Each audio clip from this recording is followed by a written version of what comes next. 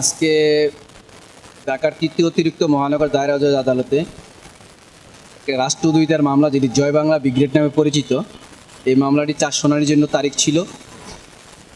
গ্রেপ্তারকৃত আসামি 30 জন জেলা জজ থেকে আজকে বিজ্ঞ আদালতে হাজির ছিল।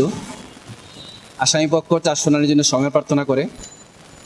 বিজ্ঞ আদালত আসামিদের সময় আবেদন মঞ্জুর করে আগামী তারিখ 15/4 4 শুনানির জন্য নির্ধারণ করে এবং 12 জন আসামির জামিন দরখাস্ত শুনানি করে আসামি পক্ষ থেকে। বিজ্ঞ আদালত শুনানি আনতে আসামিদের জামিন আবেদন নামঞ্জুর করে এবং আগামী তারিখ 4 শুনানির জন্য সময় মঞ্জুর করে 15/4 ডেট ফিক্স করা। একটা রাষ্ট্রদ্রোহিতার মামলা। বিগত সরকার ছিল অন্তর্বর্তী সরকার।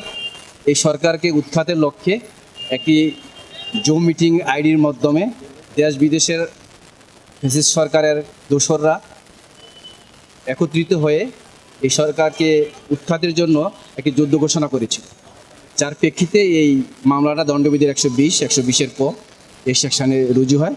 রুজু হওয়ার পর মামলাটি সিআইডি তদন্ত করে 286 জন আসামির সম্পৃক্ততা পায় এবং তাদের বিরুদ্ধে অভিযোগপত্র দাখিল করে।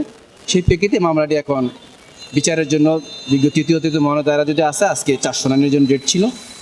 আসামিদের সময়ের আবেদনের প্রেক্ষিতে আদালত সময় মঞ্জুর করেছে।